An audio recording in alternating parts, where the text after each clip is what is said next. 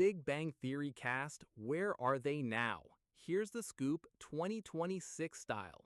12 huge seasons, then the show ended. But guess what? The real drama was just starting for this cast. Some vanished from Hollywood, others bounced back big time.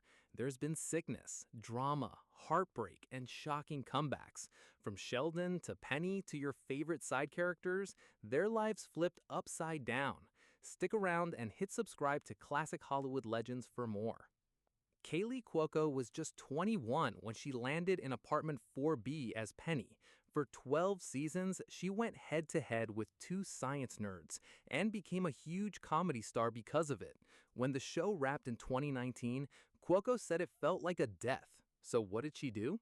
She got busy. She built her own company and created The Flight Attendant. She played Cassie, a messy, alcoholic flight attendant who wakes up next to a dead body.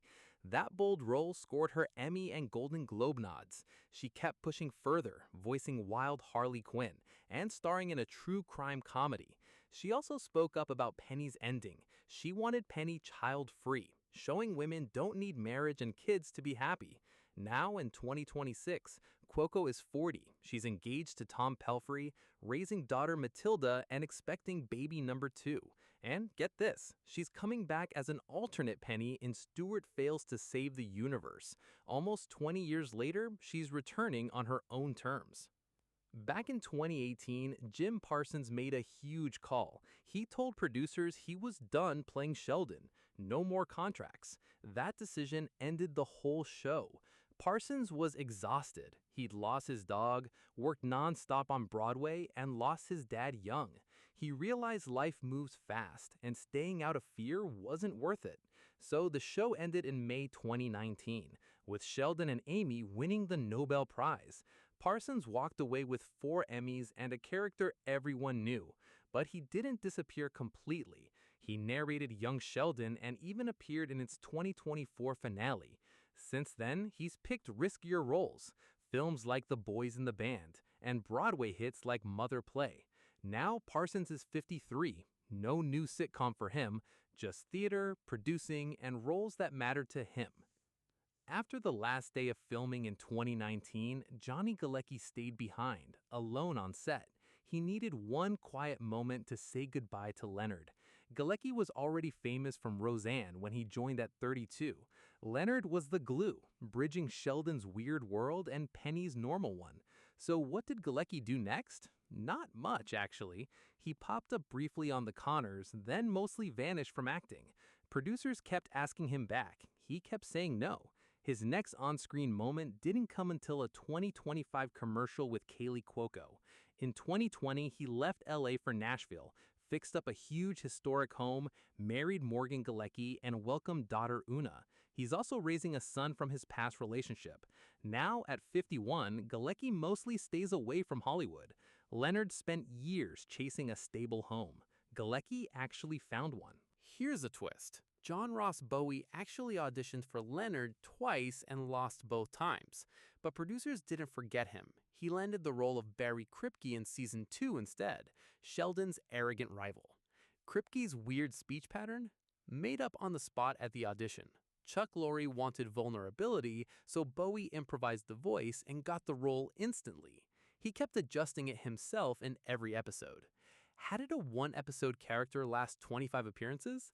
Kripke fought Sheldon with robots, stole his job offers, and even sabotaged his radio interview with helium. Bowie knew Kripke wasn't dumber than Sheldon, just sharper socially and totally fine playing dirty. Outside the show, Bowie starred opposite Minnie Driver in Speechless. Now at 55, he's back as Kripke in Stewart Fails to Save the Universe, but this version rules a wrecked Pasadena and threatens the whole group. Bert Kibler showed up in 2014, a huge, awkward geologist who invited Amy to a rock show and celebrated with a goofy chant. Brian Posehn's deep voice turned a one-off joke into a fan favorite. Bert seemed lonely, but never dumb. In Season 10, he won a MacArthur Fellowship, and Sheldon got instantly jealous. He worked with Sheldon on research and even joined a band that turned rocks into songs. Posehn had decades of comedy experience before this. Mr. Show, New Girl, tons of voice work. Off-screen, he's all about metal music and comic books. Now, at 60, Bert's not on the sidelines anymore. In Stewart Fails to Save the Universe, he's part of the core team battling a multiverse disaster. The quiet rock guy is now helping save reality. Laura Spencer joined in 2014 as Emily, a sweet dermatologist secretly obsessed with horror movies. Before this, she'd already gotten famous playing Jane Bennett online. Amy set Emily up with Raj, and it became his longest, most stable relationship ever. Her calm balanced his nervousness perfectly, even if her dark hobbies freaked them out sometimes. At one point, Spencer juggled two huge shows at once, Emily Here and Jessica Warren on Bones. Emily appeared in 17 episodes and got promoted to recurring in season 9, but it ended when Raj chose someone else and instantly regretted it. Emily came back briefly but never got a real goodbye. After the show, Spencer kept working quietly, 13 minutes and an episode of Reservation Dogs. Now at 40, she's remembered as the one who almost got Raj to commit before his own doubts ruined it. Simon Helberg was only 26 when he became Howard. Loud clothes, big ego, but deep insecurity underneath. Early Howard chased women in cringy ways, but Helberg helped him grow up big time. Bernadette changed everything. Marriage, kids, and a trip to space forced Howard to mature. In 2026, Helberg got real honest. He said the early seasons haven't aged well. He even told his daughter to skip straight to when Howard meets Bernadette. That's brave honesty. After the show ended in 2019, Helberg didn't chase another sitcom. Instead, he got French citizenship just to star in a strange musical film called Annette, opposite Adam Driver. He also popped up in As They Made Us and Poker Face. Now at 45, Helberg says he felt at peace when the show ended, though sometimes he wonders, what if? Howard's still his big role, but now he talks about both the good and bad honestly. Raj ended the show just like he started, still looking for love and confidence. Kunal Nayyar played him for all 12 seasons. Raj grew a ton. He beat his fear of talking to women, became financially independent, and stopped settling out of fear. But here's the twist. He was still single at the finale. Nayyar backed that choice. He said Raj needed to love himself first. After the show ended, Nayyar didn't grab another sitcom. Instead, he played a scary, convicted killer in Criminal UK, totally different from Raj. That performance scored him a BAFTA nomination. He also joined Uma Thurman in the thriller Suspicion. Now at 45, Nayyar's back as Raj in Stewart Fails to Save the Universe, but this time he's a battle-worn survivor in a wrecked timeline. Raj once couldn't talk to anyone. Now he's fighting to save the universe. Mayim Bialik joined in 2010 as Amy, matched with Sheldon through an online dating study. Here's the wild part. Bialik actually has a real PhD in neuroscience from UCLA. At first, Amy was as robotic as Sheldon, but slowly she showed loneliness and a real need for friends. Her romance with Sheldon grew through years, breakups, an awkward first kiss, marriage, and finally the Nobel Prize. Bialik made sure Amy had her own personality, not just a copy of Sheldon. That earned her 4 Emmy nods. After the show ended, Bialik led her own show, Call Me Kat, canceled in 2023. She also co-hosted Jeopardy, but got dropped from the main spot later that year. She briefly returned as Amy in Young Sheldon's 2024 finale. She's also directed films and hosts a mental health podcast. Now at 50, Bialik's career spans acting, directing, and mental health talk. Melissa Rauch was on unemployment when she got the audition call. Minutes before walking in, she threw on glasses and cranked her voice way up, and Bernadette was born. That squeaky voice? Inspired by her mom. Bernadette started small in season 3 as Penny's coworker. She grew into a powerful scientist, wife, and mom of 2, who could silence a whole room with one sentence. Rauch made her sweet but tough at the same time. After the show, Rauch didn't slow down. She led and produced NBC's Night Court, 3 seasons before it got canceled in 2025. That final season reunited her with Bialik and Helberg. Off-screen, Rauch bravely opened up about a miscarriage and the depression that followed. She later had 2 kids. Now at 46, she's returning as alternate Bernadette in Stewart Fails to Save the Universe, but this time she's a battle-worn survivor in a wrecked timeline. Before playing a comic shop owner, Kevin Sussman actually worked at a real comic store in New York. That's why Stewart's shop felt so real. Here's a shocker. Sussman almost played Howard, but his contract with Ugly Betty blocked it, so Simon Helberg got the part instead. Sussman joined in season 2 as Stewart. At first, Stewart seemed confident. Then he blurted an awkward "I love you" to Penny, and everything changed. Stewart became the lonely, broke guy just trying to belong. He went through homelessness and failed romances before finally finding stability with Denise.